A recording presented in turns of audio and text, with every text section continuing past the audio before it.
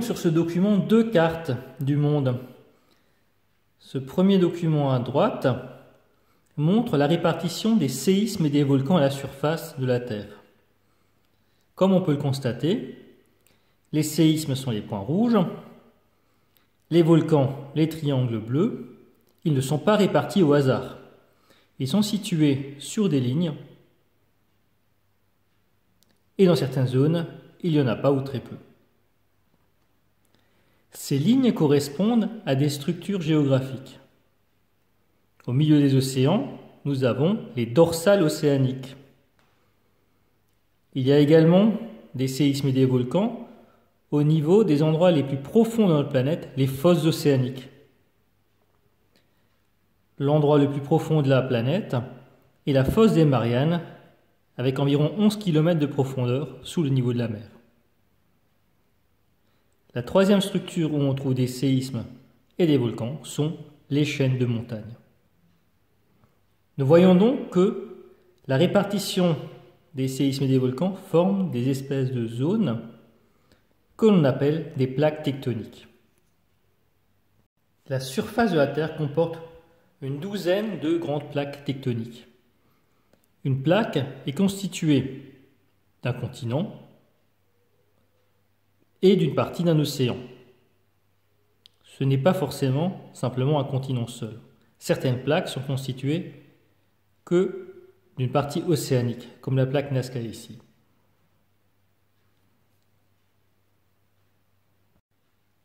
Nous allons maintenant voir comment sont constituées ces plaques en profondeur. Ces deux graphiques nous montrent la vitesse des ondes sismiques en fonction de la profondeur en milieu continental et en milieu océanique. Il faut savoir que plus une roche est dure et rigide, plus les ondes sismiques qui la traversent vont aller vite.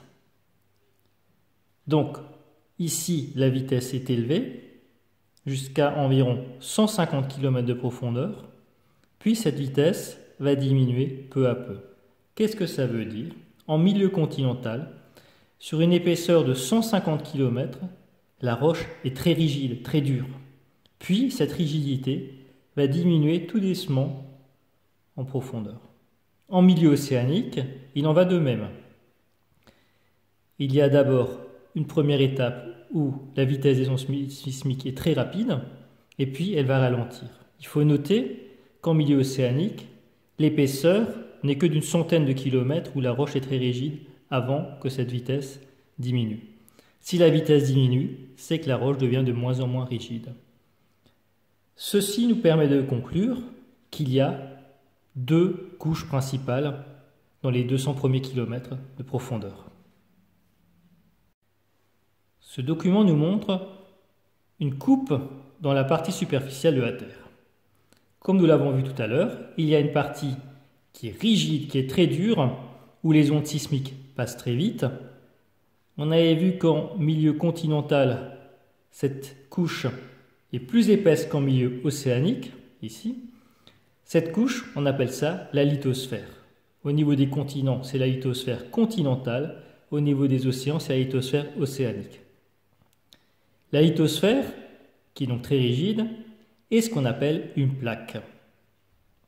Sous cette lithosphère, nous avions donc vu que la vitesse des ondes sismiques baissait, ce qui voulait dire que la roche devenait de moins en moins rigide. C'est la couche qui se trouve en dessous qu'on appelle l'asténosphère. Donc au niveau de la surface de la Terre, une première couche qui est très rigide qu'on appelle la lithosphère, et en dessous, une couche moins rigide qu'on appelle l'asténosphère. Les différentes plaques qui se situent à la surface de la Terre ne sont pas immobiles. Elles vont se déplacer de quelques centimètres par an. Ici, par exemple, les deux plaques, africaines et antarctiques, vont s'écarter l'une de l'autre.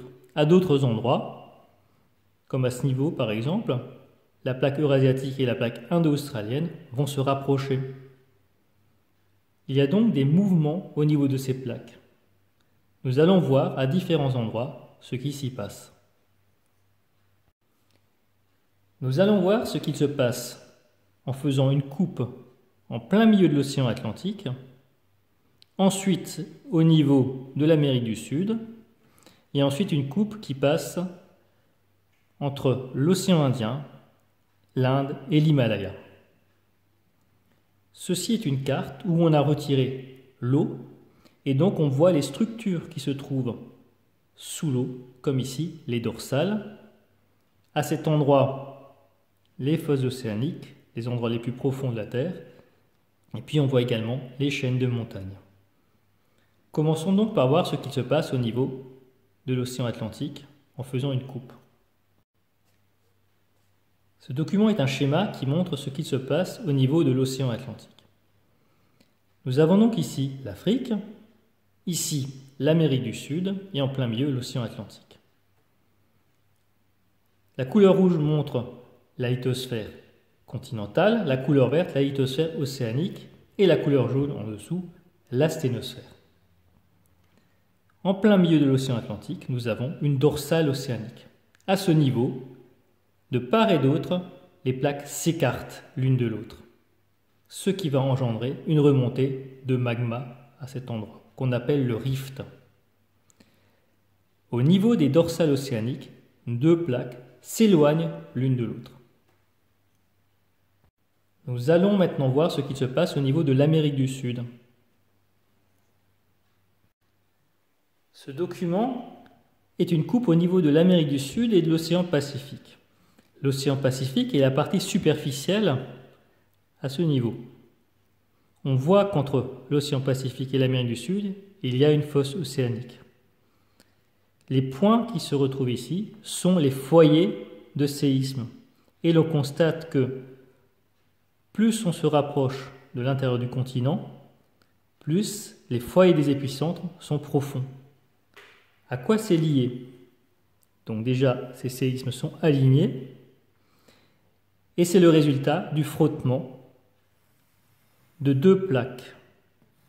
La lithosphère océanique, donc de l'océan Pacifique, à ce niveau, passe sous la lithosphère continentale de l'Amérique du Sud et s'enfonce dans la sténosphère. Le frottement entre les deux plaques va provoquer ces tremblements de terre. Ça va également provoquer du volcanisme au niveau de la cordillère des Andes,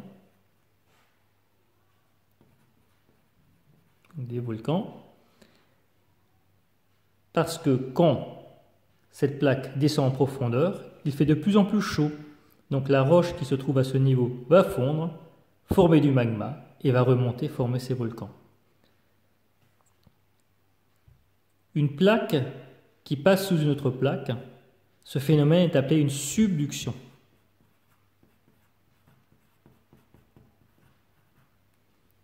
Une subduction, à retenir, c'est lorsqu'une lithosphère océanique passe sous une lithosphère continentale et s'enfonce dans la sténosphère. Pour terminer, nous allons voir ce qu'il se passe au niveau de l'Inde, de l'Himalaya. Nous avons vu que les plaques se déplaçaient lentement de quelques centimètres par an. Il y a 100 millions d'années, l'Inde n'était pas accolée au continent asiatique. Il y avait un océan qui séparait les deux continents. Sous le continent asiatique, une subduction s'est déroulée et continue à se dérouler actuellement. L'Inde étant posée sur cette plaque va être tirée par la subduction vers le continent asiatique. Au moment de la rencontre entre l'Inde et le continent asiatique, une collision a permis la formation d'une grande chaîne de montagnes appelée l'Himalaya. Donc, à retenir, lorsque deux continents entrent en collision, il y a formation d'une chaîne de montagnes. Il existe donc trois phénomènes qui se déroulent au niveau de ces structures géographiques. Au niveau des dorsales océaniques, deux plaques s'écartent l'une de l'autre. Au niveau d'une chaîne de montagnes, deux continents entrent en collision pour les former. Et au niveau d'une fosse océanique, il y a une subduction, c'est-à-dire une lithosphère océanique qui va passer sous une lithosphère continentale en s'enfonçant dans la sténosphère. Ces mouvements provoquent donc à leur marge des tremblements de terre et des séismes. Reste plus qu'à savoir pourquoi ces continents bougent. Ce document nous montre une coupe de la Terre. Au centre de la Terre, au niveau du noyau, la Terre est très chaude. Ceci est lié en partie à la formation de la Terre. Cette chaleur s'est formée lorsque la Terre s'est formée, mais aussi parce que les roches contiennent des éléments radioactifs qui libèrent beaucoup de chaleur. Toute cette chaleur va faire fondre la roche.